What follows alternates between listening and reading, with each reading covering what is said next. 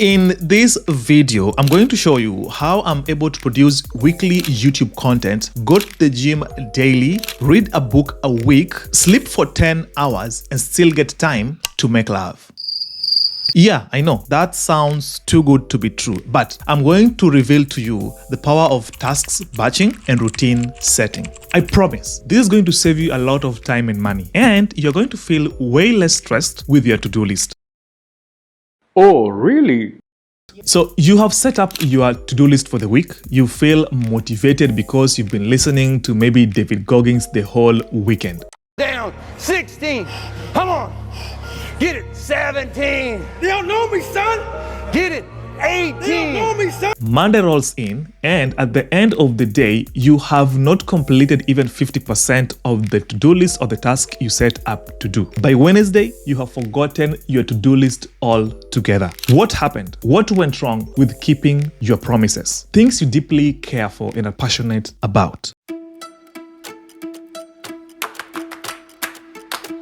Life seems to be moving too fast. So many things to do in a day, a week, a month, or a year, yet so little time. From office work to schoolwork to workout and physical activity to house chores to partner, friends, and family, the list never ends. And at the end of the day, we all just want to take care of our relationships, our health, and our finances. Here is the million-dollar question. How can you take care of your health, your relationship, and your finances, practice your passion, and still get time to enjoy the things that the world has to offer? Now, I don't know about you, but do you ever feel like there's ain't enough hours in a day while you have a lot of things to do? With regards to time management, organization, and getting things done, to-do lists just don't work. And this is where most of us get it wrong. Here is the evidence. A study conducted by Dr. Dominic Gass and his colleagues at Zurich University found out that while to-do lists can help individuals organize their tasks, they may also contribute to stress and feelings of failure when tasks remain unfinished. The study, published in the Journal of Psychological Science, revealed that participants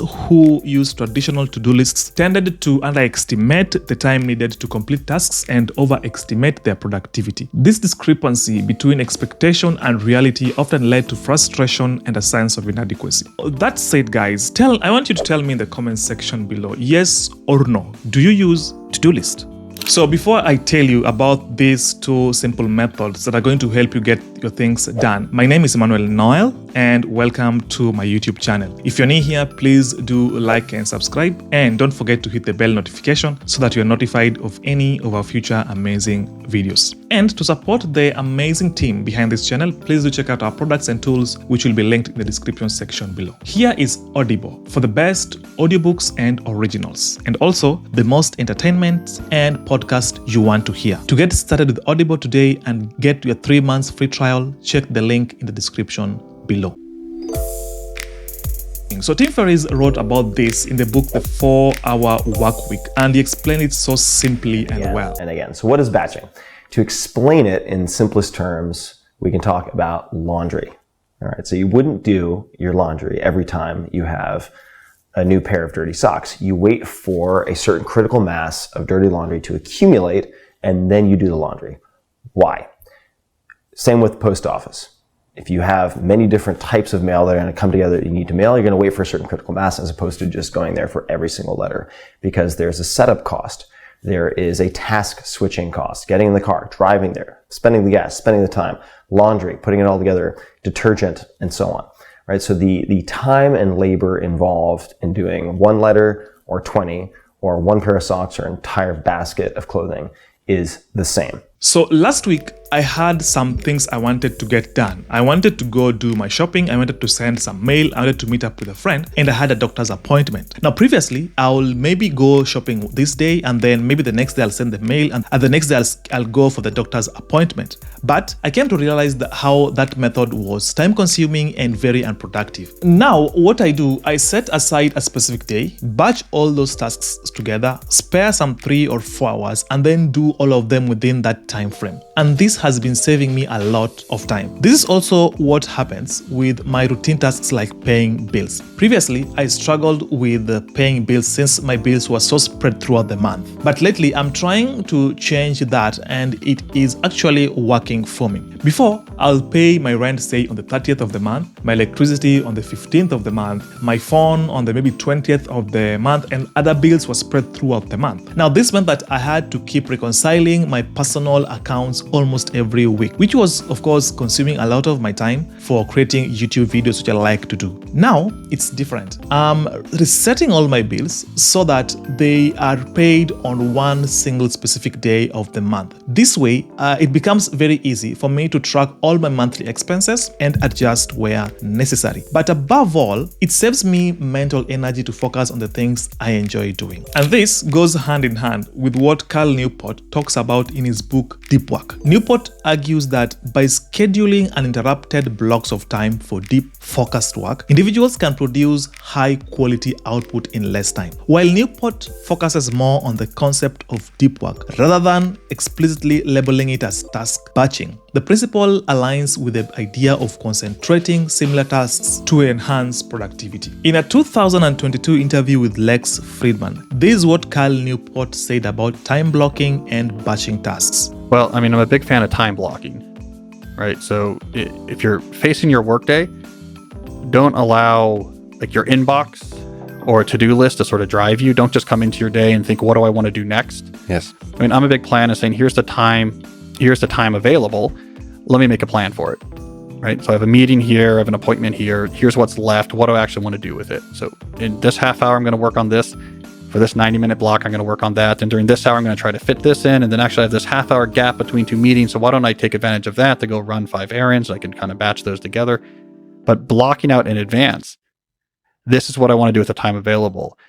I mean, I find that's much more effective. What I typically do is I batch all my mundane tasks and do them in a specific time frame on a specific day. And then I have a routine for other things like workout, creating YouTube videos, and reading book. This is how it works. And this brings me to my next point, which is setting up a routine and dedicating to it. Alright guys, so before we dive deep into routine setting, I want you to tell me yes or no in the comment section below.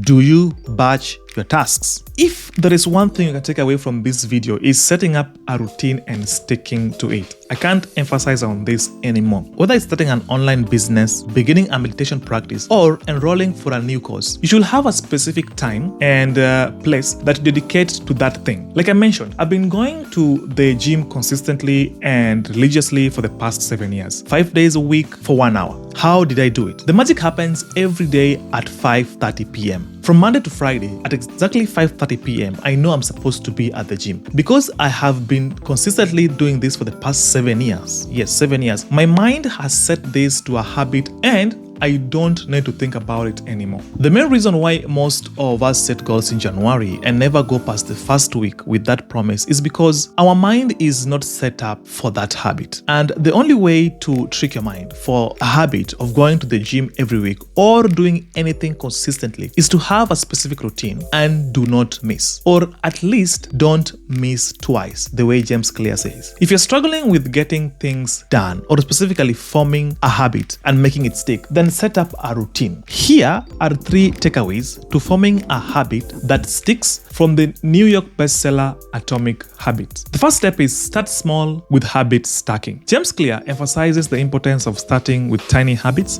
and gradually building upon them. One strategy he discusses is habit stacking, where you attach a new habit to an existing one. For example, if you want to start a daily reading habit, you can pair it with your morning coffee routine. By consistently linking the new habit to an existing one, you make it easier to integrate it into your daily routine. The second one is use what Clear calls the 2-minute rule. James Clear introduces the concept of the 2-minute rule, which states that any habit can be started in less than 2 minutes. By breaking down habits into smaller, manageable tasks that can be completed in a couple of minutes, you lower the barrier of entry and make it easier to get started. For instance, if you want to develop a habit of exercising, you can start by committing committing to just 2 minutes of stretching or jogging. Once you have overcome the initial resistance and established the habit, you can gradually increase the duration over time. The third one is you want to establish an environment for success. The author, Clear, emphasizes the role of the environment in shaping our habits. To make a habit stick, it's essential to create an environment that supports your desired behaviors and minimizes potential obstacles. This may involve removing distractions, organizing your space, and surrounding yourself with cues that remind you to engage in the habit. For example, if you want to eat healthier, you can rearrange your kitchen to make nutritious foods more accessible and visible while keeping unhealthy snacks out of sight. These are the same rules that I followed when I started hiking. For the past 3 months, I have been hiking almost every 2 weeks. So I started with a simple 1 mile hike with less than 200 feet elevation. Then, of course, I went up to 3 miles, then 4 miles. On New Year's Day, I hiked for 7 miles in 4 hours with an elevation of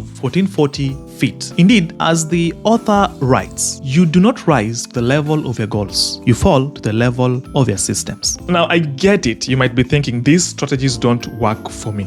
Remember, when we talk about batching tasks and having a consistent routine, we are not adding any new strategy or work. Actually, the whole idea is to cut out on the many things that you do and find you more time. This strategy purpose is to make your life easier. Talking of batching tasks and routine setting, you might want to check out this video right here that I did on how to stop procrastination. It's a great video on how to get your things done. And if you're somebody who likes to read books like me, then check out this other video right here that I did on how not to forget the things that you read. You'll like it. But please don't forget to like and subscribe to this channel. It really helps the team behind this channel.